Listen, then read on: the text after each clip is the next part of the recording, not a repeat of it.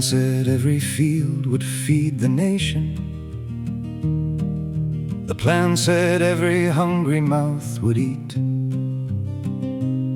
The first year came up short and they called it weather. The second year came shorter and they called it cheating. By the third year there were bodies in the villages, too many to explain by a window drought.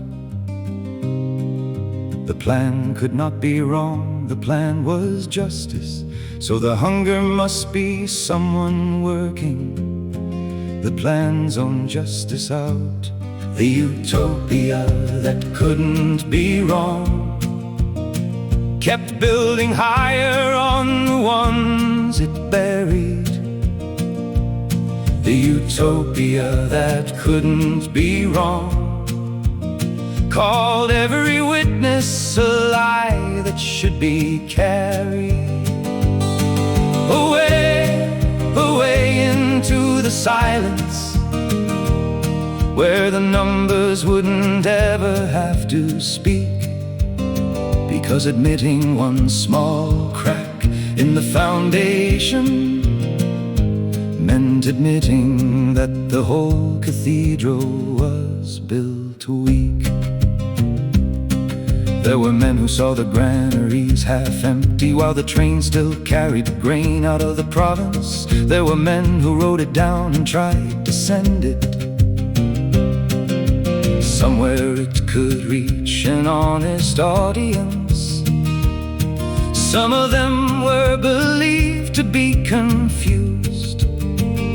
Some of them were called saboteurs and worse, because the only crime the plan could not survive was a true account delivered in plain verse. The utopia that couldn't be wrong kept building higher on the ones it buried. The utopia that couldn't be wrong called every witness a lie that should be carried away, away into the silence, where the numbers wouldn't ever have to speak, because admitting one small crack in the foundation meant admitting that the whole cathedral was built weak. It wasn't only fear that kept the true believers standing at the podiums and speaking of the gains. It was the awful arithmetic of loyalty that said to doubt now was to say the dead died for nothing.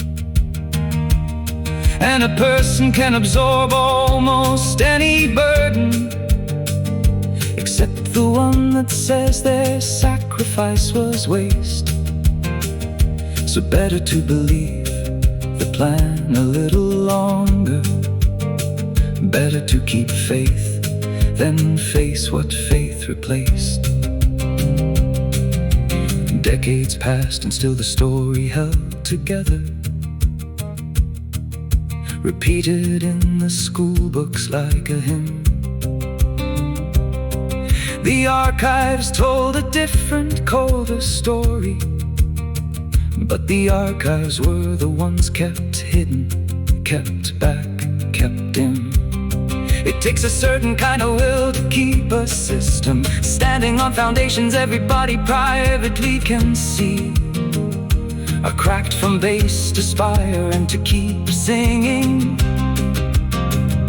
the anthem of a permanent utopia yet to be. I am not writing off the hunger that it answered, the real injustice that the promise first addressed. There was a wound worth naming in the wanting, there was a hope in it that I will not contest. But the wound does not excuse the wall they built around it.